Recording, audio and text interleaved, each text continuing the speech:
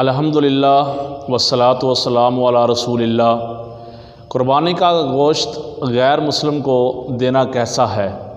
کسی بے نماز کو یا کسی کافر کو، عیسائی کو، یہودی کو قربانی گوشت دینے کے متعلق اسلام کا کیا حکم ہے؟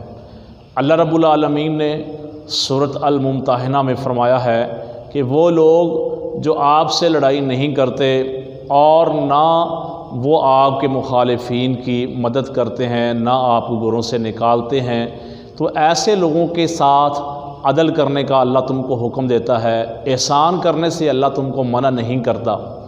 اس آیت سے یہ استدلال کیا گیا ہے کہ غیر مسلم کو، کافر کو قربانی کا گوشت دیا جا سکتا ہے، کوئی ممانعت نہیں ہے، اس میں کوئی قباحت نہیں ہے، بشرطے کہ وہ لڑائی کرنے والا نہ ہو، پرامن ہو، مسلمان ملک میں رہنے والا ہو، تو اس کو قربانی کا گوشت دیا جا سکتا ہے، اس میں کوئی حرج نہیں ہے۔